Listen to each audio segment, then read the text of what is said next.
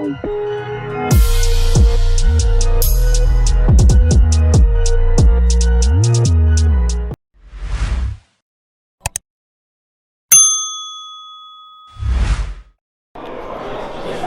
Pugh for Pep Talk UK.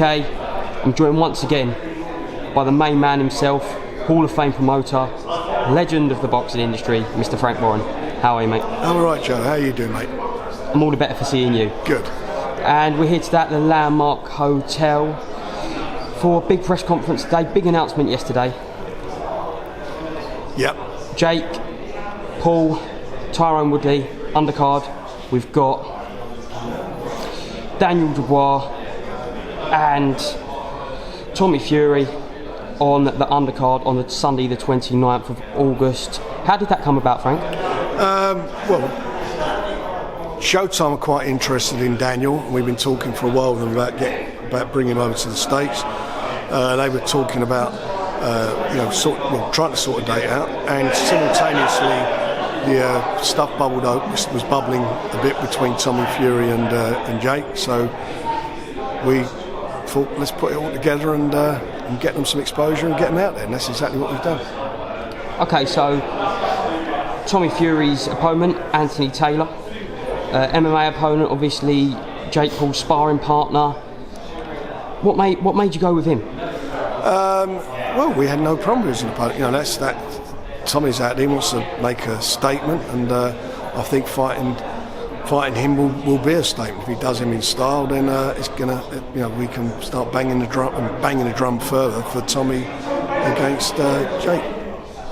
Fantastic. And do you think this is all done with the ambition to make that big fight later on in the year or early on next year between Tommy Fury and Jake? Yeah. I think that's what we'd all like to happen. We'll see. They've got to Tommy's got to get through his fight first of all. I just hope he doesn't scare him off if he does the job. You're scared you don't look too good. Yeah, exactly. And we've got Daniel Dubois. He's in against Joe Kuzumanu, American heavyweight. What exactly do you know about him? He's never been stopped, so it's a tough one for Daniel, and he was on the list of opponents that we were asked to consider, and that's the one we decided to go with. So for Daniel, I just want him to go out there and make a statement and be the first man to stop this guy. Exactly, and a fantastic platform, Showtime pay-per-view, and a big introduction for Daniel Dubois to the US market. Big introduction for him in the US to be fighting there on his first show. 100%, and we'll just quickly go back a couple of weeks now. Joe Joyce versus Carlos Takam. Great finish, although some people say controversial. What did you make of the show altogether? I thought it was a cracking show. We had some really good competitive fights on there, some great performances from our guys. As for the stoppage, I thought the referee was bang on. If a boxer's is getting hit with shots and not returning punches, the referee has no choice. And he took nearly 25 punches without throwing one back, and he was in trouble. And the referee, what he did was absolutely spot on.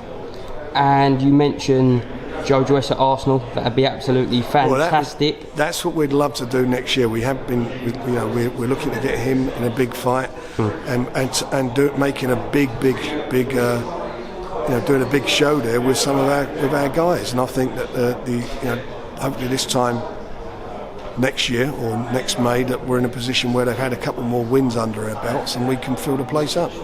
100%. With a big fight. Definitely, and it'd be a fantastic night. We go to, obviously, the Tyson Fury, Deontay Wilder saga. It's ever growing, ever moving, and just a few days ago Malik Scott come out with some comments saying that he was getting, I'm paraphrasing, but beat up in sparring, and that's why the fight got moved. What do you make of those comments, Frank? Look, the comments that come out of their camp on a regular basis are basically a lot of BS. There's always different reasons for him getting beat, for the fight not happening. We know what happened. There was COVID, and that's the end of it. He was tested, and there was COVID. Go through all this hard work and spend all that time in camp not to fight.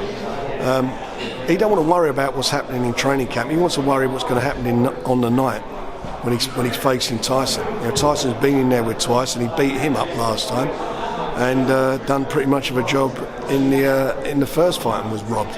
So just get on with it and stop whinging.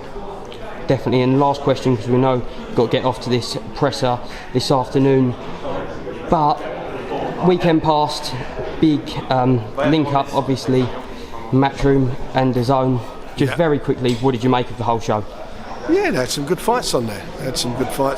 And it all looked quite good. Thank you very much. I know you got to get off, so Frank Warren, once again, thanks for joining me. Pleasure, and make Joe. sure you like, share and subscribe. Top man.